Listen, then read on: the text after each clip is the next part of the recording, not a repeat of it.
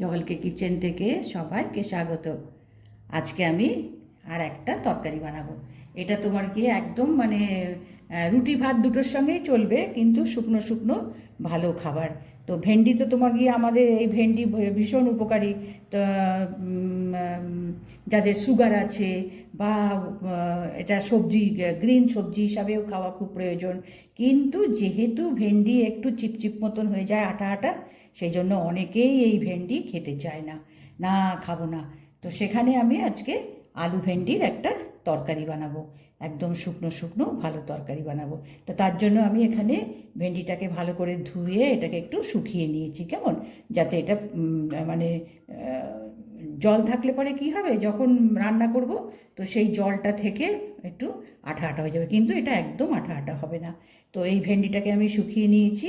আর একটা বড় আলু, যেহেতু আলু ভেন্ডির সবজি, সেই জন্য একটা আলু এরকম ডাইচ করে কেটে নিয়েছি, কেমন। এটা তোমার কি যেমন যেমন মানে ইচ্ছা, লম্বা করেও নিতে পারো বা এরম ডাইচ করেও নিতে পারো। আমি এমনি করে নিয়েছি। তো এখন আমি ভেন্ডিগুলোকে তোমার এই মুখটা কেটে নিয়ে এইভাবে মুখটা কেটে নেবো। নিয়ে এটা তোমার গিয়ে খুব ছোট করব না, খুব বড় করব না, এরম সাইজের দেবো, বুঝতে পেরেছো। এরম সাইজের আমি ভেন্ডি কটা কেটে নিই। আচ্ছা, একটু দেখে নিতে হবে, কেমন। অবশ্য এখন শীতের সবজি তো, এখন পোকা খুব একটা আসবে না। আর এই এখন মানে এই সবুজ ধরনের হলে পরে সব নরম একেবারে, কোনো মানে শক্ত, একটু শক্ত হয়ে গেলে পরে তাহলে সেগুলো মানে বাদ দিতে হবে, ভালো লাগবে না। ঠিক আছে, আমি এবার এইভাবে এইটা ভেন্ডিটা আমি কেটে নিয়ে তারপরে শুরু করছি। এবার আমি ভেন্ডিটা কেটে নিয়েছি, কেমন, মোটামুটি এই সাইজে করে নিয়েছি। এর থেকে ছোট না, ছোট হয়ে গেলে পরে একদম মিশে যাবে, গলে যাবে। আচ্ছা, এবার শুরু করি তাহলে। কড়াইতে আমি তেল দিই। আমি গ্যাস চালু করে কড়াই বসিয়ে দিয়েছি, কেমন। এবার কড়াইতে তেল দিয়ে দিলাম, দিয়ে এবার ফ্লেমটা বাড়িয়ে দিয়ে এখানে তেলটা গরম হোক।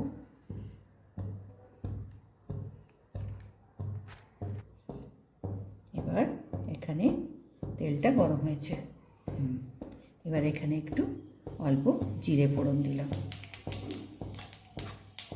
এবার জিরেটা একটু ভেজে গেলে এবার এখানে আমি পেঁয়াজটা দেব। জিরেটা ভাজুক, নাহলে তাহলে ভালো গন্ধ আসবে না জিরেটা। এবার আমি পেঁয়াজ দিলাম, গ্যাসটা আমি একটু কমিয়ে দিই। এটা একটা মিডিয়াম সাইজের 250 গ্রাম ভেন্ডি নিয়েছি, তো তার সঙ্গে একটা বড় আলু দিয়েছি, আর তোমার দিয়ে একটা মিডিয়াম সাইজ পেঁয়াজ দিয়েছি। এটা বেশি ভাজতে হবে না, কারণ আলুটাও দেবো, তো আলুটাও ভাজতে হবে। এটা জাস্ট একটু কালার বদল হলেই সেই মতন একটু ভেজে নেবো আর কি, একটু কালারটা চেঞ্জ হবে। এবার এর মধ্যে আলুটা দেবো, কারণ আলুটাকেও তোমার ভালো করে ভাজতে হবে। এখানে কিন্তু জল দেব না, কেমন। তেলে এরকম ভালো করে ভেজে নিয়ে একটু আলুটাও ভালো করে ভেজে নেব, নিয়ে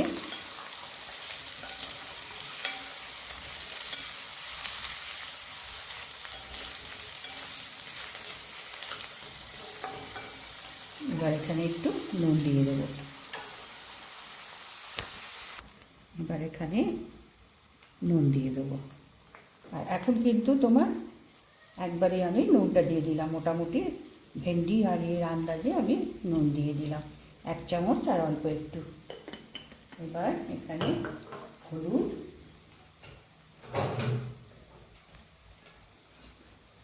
হলুদের ভাজা মানে কাঁচা গন্ধটা চলে যাবে।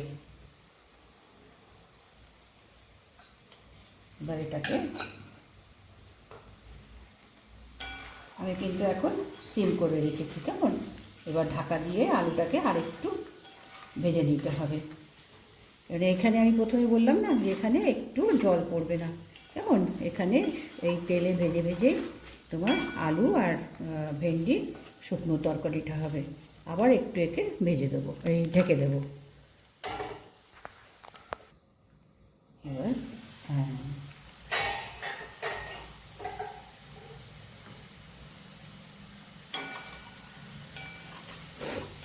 এবার এর মধ্যে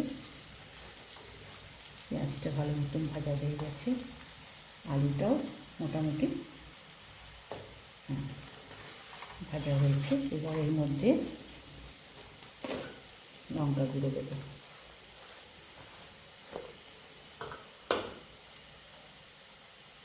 এটা কালার করবে, খুব একটা ঝাল করবে না, কেমন? আর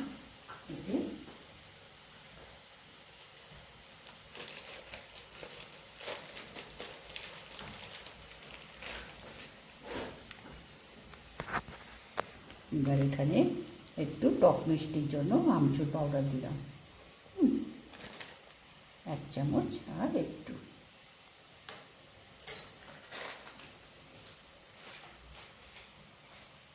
এবার এটা মিশিয়ে, মানে এটা একদম শুকনো তরকারি হচ্ছে না, সেই জন্য এইবার এর মধ্যে এই ভেন্ডিটা দিয়ে দেবো।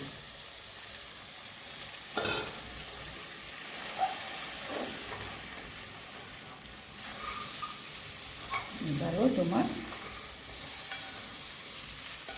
এখানে কিন্তু আমি ধনে জিরে গরম মশলা কিচ্ছু দেবো না। এখানে এখন আমি একটু সাম্বার পাউডার দেবো। আমচুরটা দিয়েছি একটু টক টক ভাব আনার জন্য, আর এখানে সাম্বার মশলা দেবো।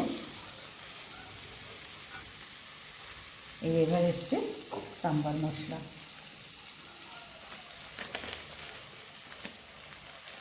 এই চামচে 1 চামচ।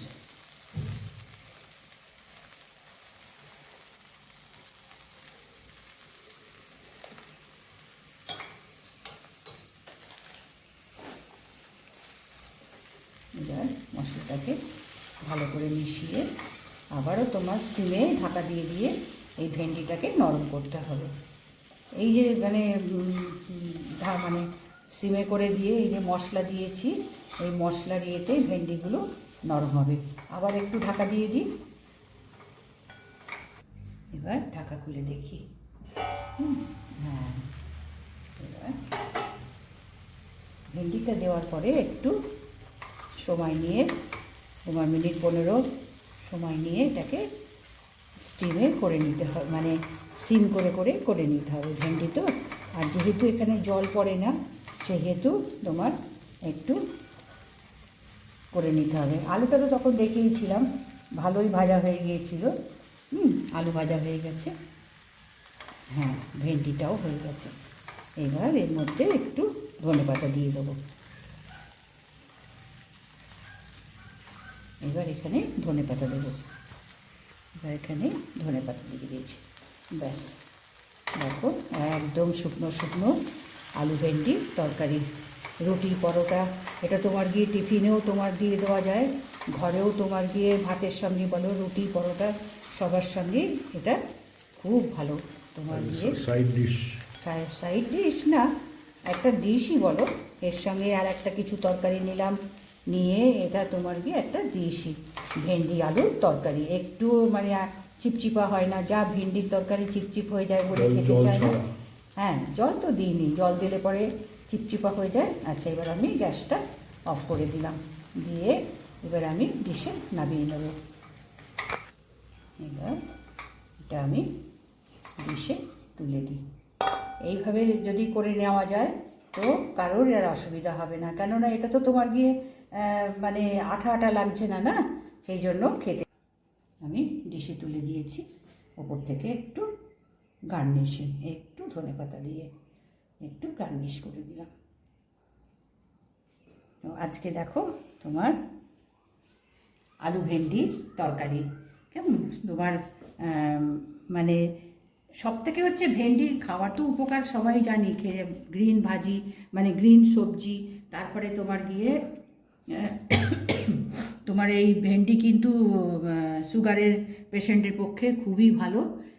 মানে অনেকেই বলেছে যে মানে ভেন্ডি জলে ভিজিয়ে না, সেই যে জলটা সেটা খায়।